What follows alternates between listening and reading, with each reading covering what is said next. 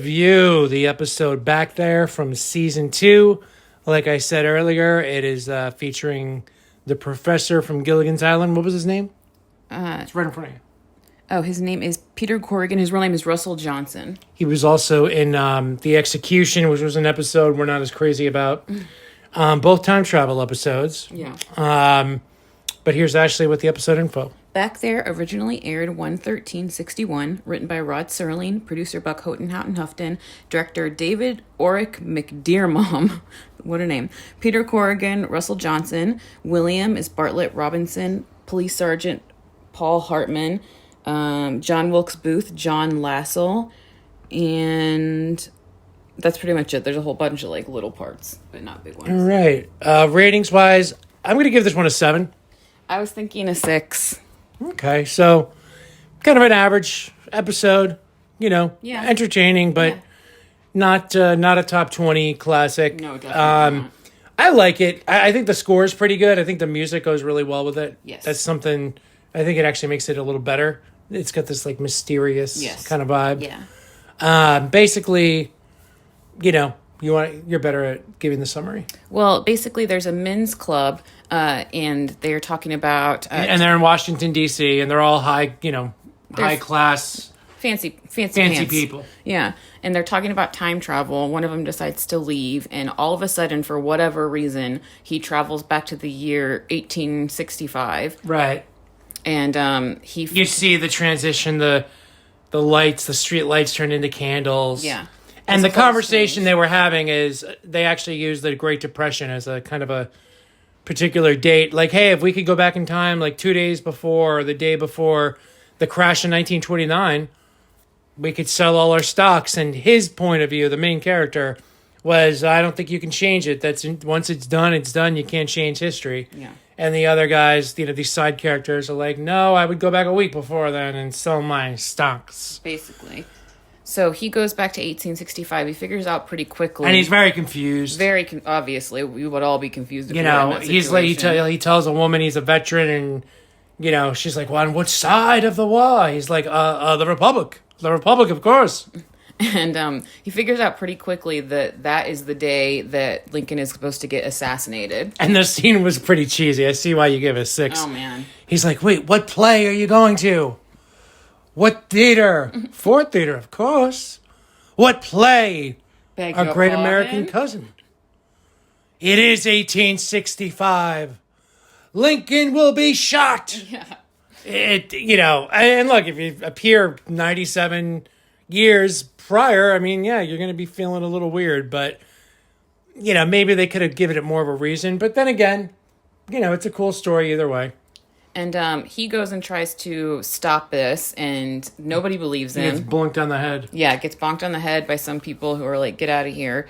Goes taken to the They think he's a drunk and he's nuts. Yeah. Gets taken to the police station and gets rescued by Sir Wellington. Yeah, so he gets, they're going to keep him in the drunk tank overnight. One police is like, maybe we should send an extra guard or two to watch Lincoln. And the chief is like, no, you don't need to do that. Mind your business. He's got the whole army at his disposal. And they really make a point to make this other character look like this upscale, the cops kissing his butt, like, oh, thank you, sir. Yeah, a really rich dude. I don't know why I just sounded like Splinter from the Ninja Turtles. But he's got like a cape on. He looks like British upscale. Well, he takes him back. And he says, I'm studying medicine of the mind. Mm-hmm. And he's like, oh, psychiatry. And he's like, I'm not familiar with the term. Because I guess that wasn't a thing yet. No, it wasn't invented yet. And he all of a sudden is like, I feel strange. You drugged me. Mm-hmm. And you come to find, spoiler alert, you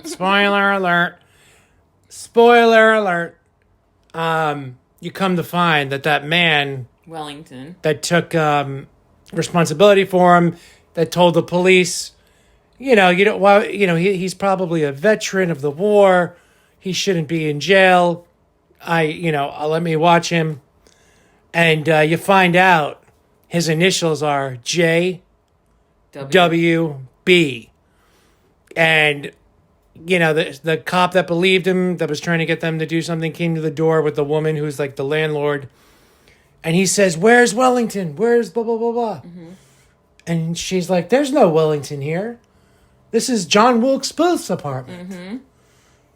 He said his name was Wellington. It's a lot of overacting. Maybe I sound stupid. Gene, you sound exactly like they said. Okay. Apparently I'm a dead ringer. Again, it's a fun, honestly, I think I would have given it a 6. The score goes really well with it. Yeah. It kind of has this like spooky, not spooky, but it goes really well with Ominous. it. Ominous. Ashley's got it. So I gave it a 7. I thought it was interesting. I kind of wish I'd given it a 6.5. But again, it's a fun episode.